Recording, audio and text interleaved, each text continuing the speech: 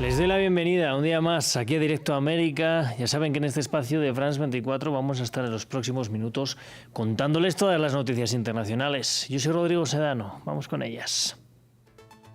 En Estados Unidos crece la indignación por la muerte de Alex Pretty, la segunda persona a la que la ICE mata en este mes en Minneapolis. El gobierno lo califica como un acto de defensa propia, pero vídeos muestran a uniformados disparándole cuando ya estaba neutralizado en el suelo. Y Estados Unidos sigue además congelada por la tormenta invernal que afecta a gran parte del país y que ha dejado nevadas y temperaturas extremas bajo cero. Durante el fin de semana se registraron cortes de luz en el sur y este lunes las clases en Nueva York serán virtuales. Y la ONG Foro Penal ha informado también de al menos otras 104 excarcelaciones en las últimas horas en Venezuela. Son parte de los considerados como presos políticos en el proceso de liberaciones anunciado por la presidenta encargada Delcy Rodríguez. Se lo contamos.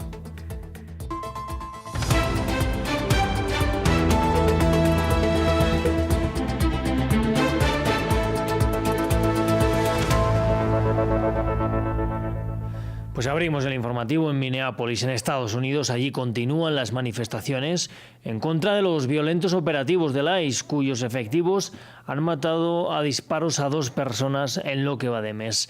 El gobernador de Minnesota criticó al presidente Donald Trump por haber ordenado el despliegue de los agentes federales que ahora mismo superan ampliamente la cantidad de policías locales. Desde la administración Trump, el apoyo hacia los violentos operativos es contundente. Nos lo cuenta Martín Gripo. René y Alex, los dos nombres que retumban en las calles de Minneapolis, en Minnesota. Ambos estadounidenses de 37 años fueron asesinados a disparos por agentes del Servicio de Control de Inmigración y Aduanas, el ICE. René Good murió a tiros en medio de una redada contra migrantes irregulares el 7 de enero. Alex Pretty murió este sábado 24 de enero, en una manifestación ciudadana en contra de los operativos del ICE. Por las muertes, el gobernador de Minnesota cruzó a la administración del presidente Donald Trump, que desde hace un año mantiene desplegada una dura política migratoria. Ahora tenemos 2 minnesotanos muertos. Mi pregunta es, ¿cuál es el plan, Donald Trump? ¿Cuál es el plan? ¿Qué debemos hacer para sacar a estos agentes federales de nuestro estado? Creíste que en nosotros había miedo, violencia y caos, y claramente subestimaste a la gente de este estado y de la nación. Los violentos operativos ordenados por la Casa Blanca incluso llevaron al expresidente Barack Obama a reaccionar. El asesinato de Alex Pretty es una tragedia desgarradora. También debería ser una llamada de atención para todos los estadounidenses, independientemente de su partido, ante el creciente ataque de nuestros valores fundamentales como nación. Sin embargo, desde el gobierno de Trump, el respaldo hacia los agentes del ICE es contundente. En ambos casos, desde la fuerza aseguraron que los uniformados actuaron en defensa propia, al asegurar que las víctimas mortales pretendían atacar a los efectivos. Incluso afirmaron que continuarán con los operativos antimigrantes. Nuestra misión migratoria del Título 8 continúa sin cesar aquí en Minneapolis, a pesar de la tragedia de ayer que se pudo haber evitado si la gente hubiera tomado mejores decisiones. Políticos, periodistas y aspirantes anarquistas y alborotadores.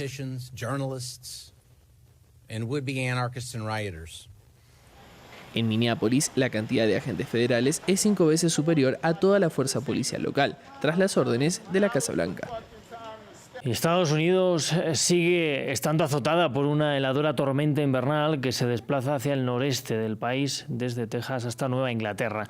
12 estados han declarado el estado de emergencia y durante el domingo los residentes de ciudades como Filadelfia, Chicago y Washington se despertaron en medio de la nieve. Este lunes las clases en Nueva York se van a dictar de forma virtual. Nos lo cuenta Nea Aurel.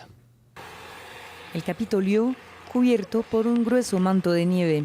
Este domingo, algunos residentes de Washington, D.C. desafiaron las bajas temperaturas y condiciones meteorológicas adversas para montar en trineo frente a los edificios federales.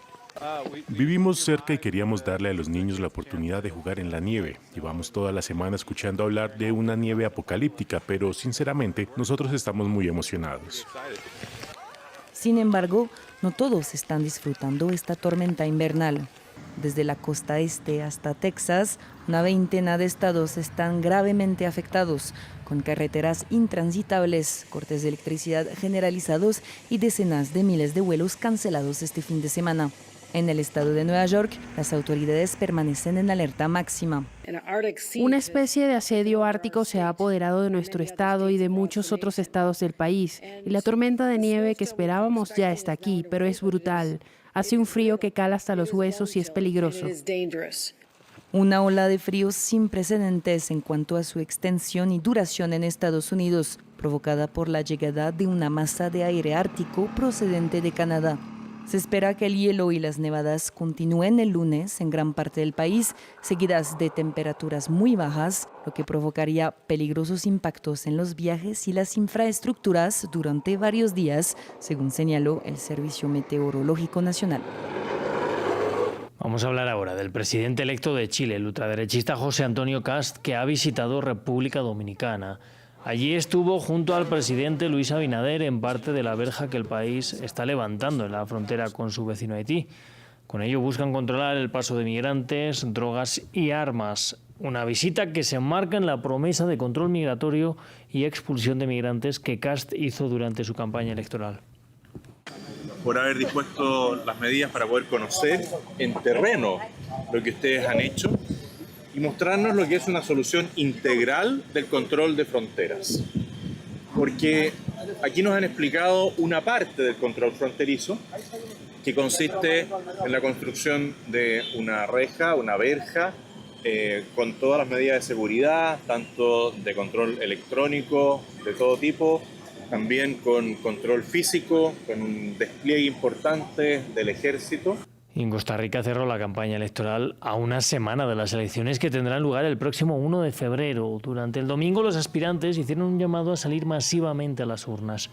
Por el momento las encuestas dan como favorita a la candidata oficialista, la derechista Laura Fernández, y desde la oposición se busca poder alcanzar una segunda ronda, un escenario que sin embargo, según esas mismas encuestas, todavía no estaría claro. Y hablamos también de la liberación de presos en Venezuela.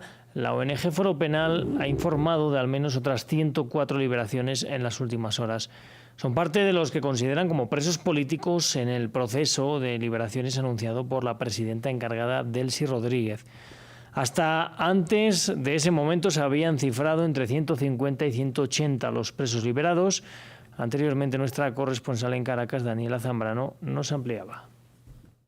Sí, ya se conocen algunos de estos casos, me permito mencionar algunos. Juan Francisco Alvarado, un joven de 31 años, estudiante de periodismo que había sido detenido por denunciar que se había desbordado las aguas negras en su comunidad y el daño de algunos transformadores eléctricos a través de una aplicación que había puesto el gobierno precisamente para conocer qué hacía falta en las comunidades. Él había sido condenado a 15 años de prisión, posterior y recientemente se revocó esa sentencia, finalmente tuvo su libertad, pero no es una libertad plena, tiene restricciones, como hablar de su caso ante medios de comunicación y presentación ante tribunales. También el profesor y activista político Jesús Peroso, que había sido detenido en julio de 2025. Kennedy Tejera, que era un abogado precisamente del Foro Penal venezolano, que fue detenido cuando asistía a otras personas que habían sido detenidas por motivos políticos. Él había sido detenido en el estado Carabobo acusado de terrorismo e instigación al odio. Había sido encarcelado en la cárcel de Tocorón. Las hermanas Sara Navas y Laura Navas, detenidas en el estado Bolívar, precisamente en el contexto postelectoral. También Carlos Alberto Gómez Durán, presidente del Sindicato Unitario del Magisterio del estado Mérida, que había sido detenido en mayo de 2025. Y así se van conociendo historias. Recordemos que luego de las elecciones presidenciales en el 2024, más de 2.000 personas fueron detenidas de forma arbitraria, pero todavía hay más de 600 tras las rejas, según la cuenta que lleva la ONG Foro Penal, que ha estado verificando estos nombres y que insiste en decir que son excarcelaciones y no liberaciones, precisamente por estas medidas sustitutivas de libertad en el que se les prohíbe a estas personas salir del país, hablar de sus casos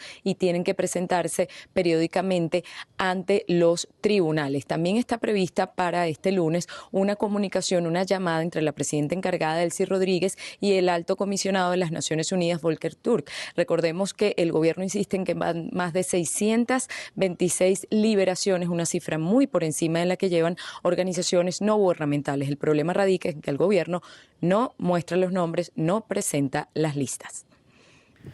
Pues de esta forma nosotros nos despedimos. Yo les invito a que sigan aquí con nosotros, que volvemos enseguida con mucha más información.